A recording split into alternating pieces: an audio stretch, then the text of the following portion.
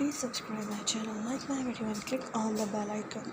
अब चलते हैं स्टोरी की जानिब। इरफा बहुत डर जाती है और अहमद को ढूंढ रही होती है। अंधेरा होता है तो अचानक से अहमद का फ़ोन उसके हाथ लग जाता है, जिसमें वो लाइट ऑन करने की कोशिश कर रही होती है। जब वो देखती है कि उसके फ़ोन पर किसी का मैसेज आया हुआ है तो वो सोचती है कि वो फ़ोन उसे दे देगी ताकि वो अपने मैसेजेस देख सके। लेकिन जब वो देखती है कि नोटिफिकेशन में किसी लड़की का मैसेज है और वो उसे यही बोल रही होती है कि मुझे डिस्ट्रॉय करने के बाद तुम खुद खुश कभी भी नहीं रह सकते, ये जानने के बाद इरफा बहुत ज़्यादा डर जाती है। उसके बाद जब अहमद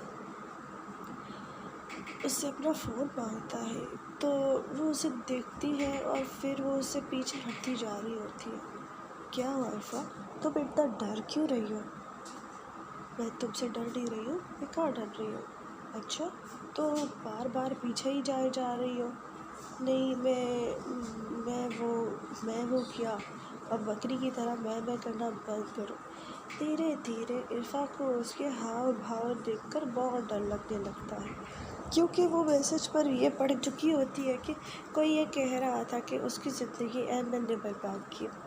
इरफा को लगता है कि शायद ये लड़कियों को अपने जाल में फंसाकर अपना रिक्शा निकाल के उन्हें फेंक देता है, दूध में से मक्खी निकाल कर इस तरह से। और इरफा उसके कैरेक्टर पर ही शक करने लगती है। देखो, मुझे पता है तुम ये बातें बता के मुझे अपने करियर करके अपना मकसद पूरा करके फिर या तो तुम मुझे मार दोगी या तो मुझे ज़िंदा दरगोर कर दोगी। अहमद उसे समझाने की कोशिश करता है कि ये जो तुम सोच रही हो तुम बहुत गलत सोच रही हो, पर इरफा अहमद की हकीकत को मानने के लिए तैयार ही नहीं होती।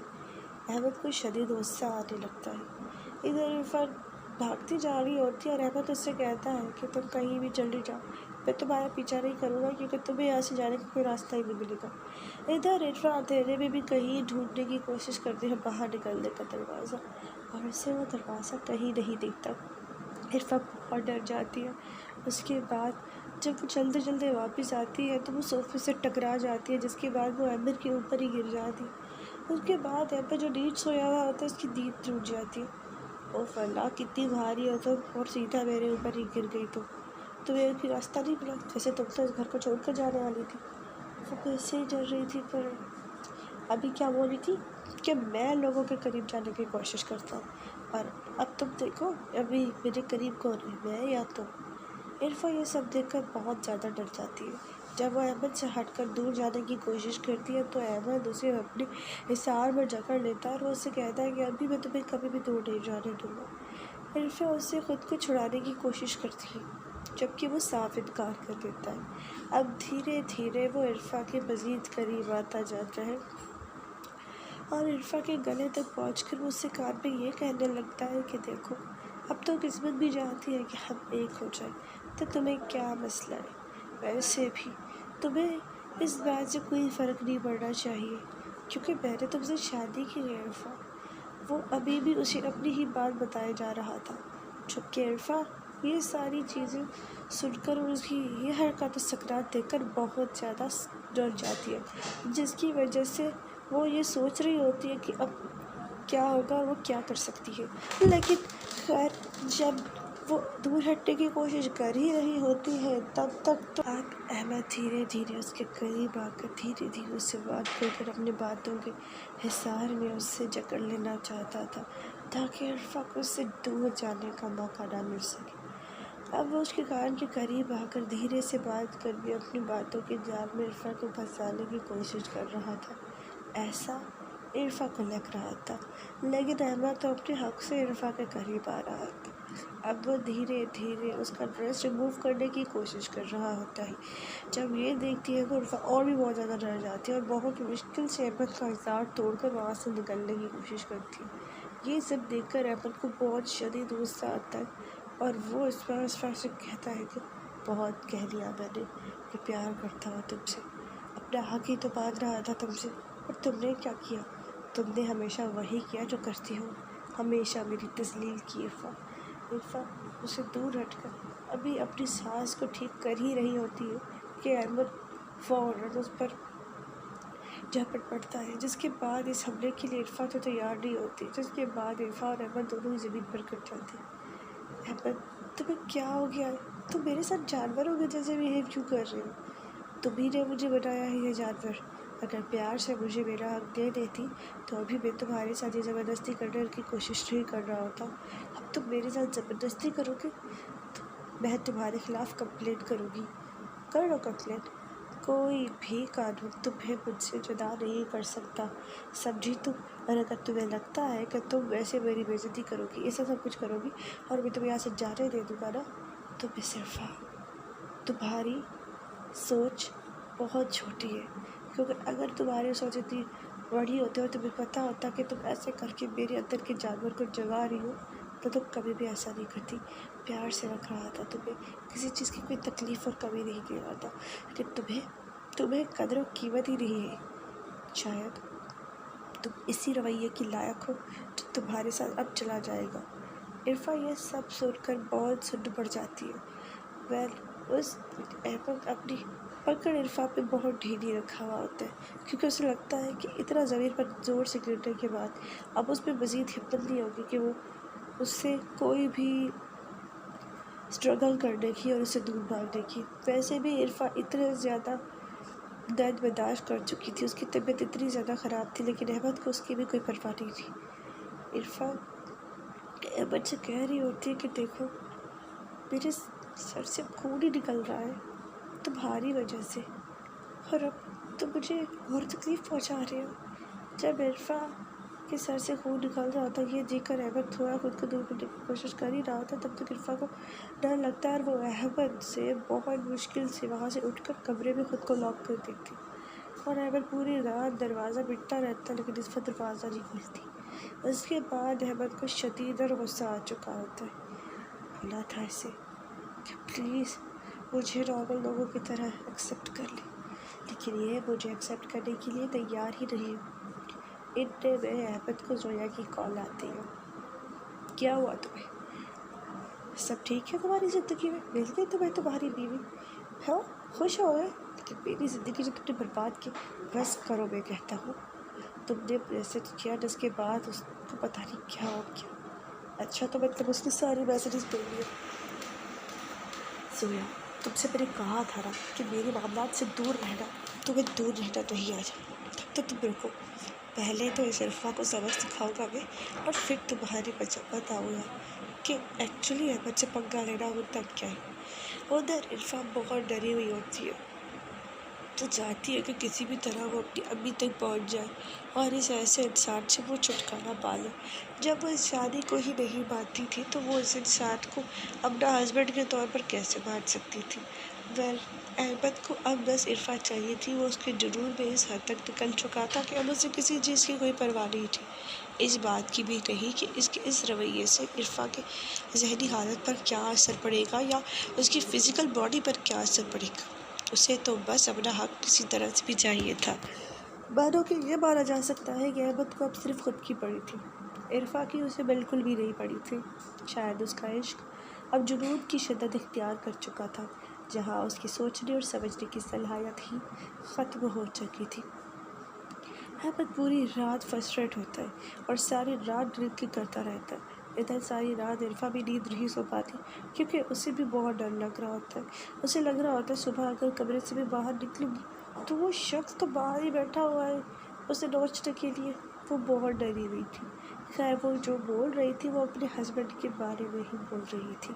اسے اس سے اتنا ڈر لگنے لگ جاتا ہے کہ اب اس کے پاس دو ہی آپشنز تھے، یا تو وہ کھڑکی سے چھلانگ مار دیتی، پر باہر تو احمد کے گارڈ تھے جو اسے جانے ہی نہیں دیتے۔ عرفا کے پاس کمپلیٹلی احمد کے سوا کوئی راستہ نہیں بچ رہا تھا۔ عرفا نے یہی سوچا کہ اب وہ کچھ ایسا کرے جس کے بعد احمد ہی اسے اس کے گھر واپس چھوڑائے، لیکن کیونکہ احمد کے بنا تو یہ ناممکن تھا، اور احمد اپنا مقصد پورا کیے بنا عرفا کو کہیں جانے دیتا۔ یہ تو عرفا کو بھی سمجھ آ رہا تھا کہ اس کی سب سے بڑی بھول تھی، لیکن کچھ نہ کچھ کیا جا سکتا تھا ضرور۔ خیر اگلے دن عرفا جب دروازہ کھولتی ہے تو وہ دیکھتی ہے کہ احمد اسی کے دروازے کے سامنے ایسے پڑا ہوا ہے شراب کی 2-3 بوتل کے ساتھ، جیسے عرفا دروازہ کھولتی ہے، کیونکہ وہ اس کے دروازے پر ٹیک لگائی ہوئی ہوتی ہے، وہ فوراً ہی گر جاتا ہے، اور عرفا جب وہاں سے باہر جانے لگتی ہے تو احمد اسے فوراً ہی اٹھ کر ٹانگوں سے پکڑ لیتا ہے، جس کے بعد عرفا اپنے آپ کو بہت چھڑانے کی کوشش کرتی ہے، پر احمد اس پر اپنا قابو پا ہی لیتا ہے۔ اس کے بعد وہ عرفا کو کہتا ہے کہ تمہیں پتہ ہے میں کبھی بھی تمہارے ساتھ ایسا کرنا نہیں چاہتا تھا، پر تم کبھی بھی میرے جذبات نہیں سمجھ سکتی۔ احمد، تم جو کر رہے ہو بہت غلط کر رہے ہو۔ اچھا، میں غلط کر رہا ہوں؟ وہ نشے کی حالت میں چور ہوتا ہے، اسے نہیں پتہ ہوتا کہ ابھی وہ کیا کر رہا ہے۔ خیر، وہ عرفا کے قریب آتا تو ضرور ہے، لیکن وہ اسے کوئی ہرٹ نہیں کرتا۔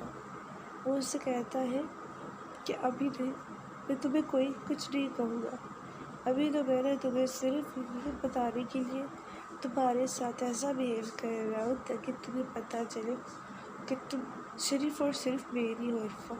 ویسے بھی اپنی مہر تم پر لگانا چاہتا ہے، تمہیں تکلیف نہیں دینا چاہتا۔ وہ اس کے قریب آتا ہے اور اس کے فور ہیڈ پر کس کرتا ہے، جس کے بعد وہ اس کی گردن پر پہنچتا ہے اور اس کی گردن کو دیکھ کر اپنے ہاتھوں سے سہلانے لگتا ہے۔ عرفا کو یہ بہت زیادہ برا لگ رہا ہوتا ہے۔ احمد، پلیز مجھے جانے دو، تمہارے پاس اور کوئی راستہ ہے ہی نہیں، ویسے بھی اتنے دنوں سے میں تمہیں کہہ ہی رہا تھا نا، پر تمہیں تو میری سننی تھی ہی نہیں۔ بلا وجہ گھر چھوڑ کے جا کے خود کی بھی حالت خراب کر دی، اور میرے بھی سب کچھ اچھا چل رہا تھا۔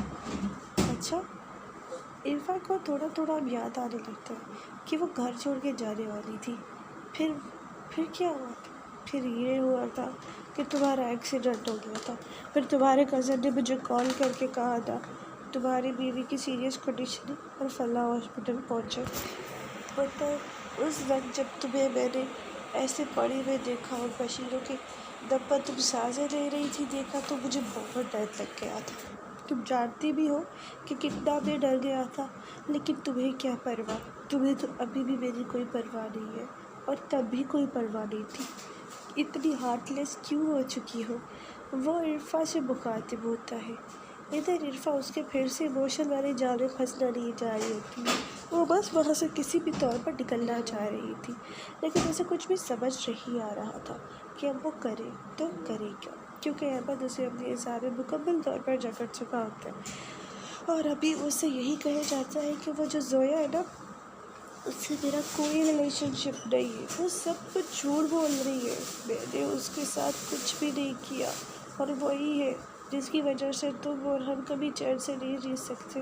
میں نے ایک فیصلہ لیا ہے، اور اس فیصلے سے تمہیں بہت فائدہ ہو سکتا ہے، اور مجھے بھی۔ عرفا یہ سب کچھ سننے کے بعد بہت ڈر جاتی ہے۔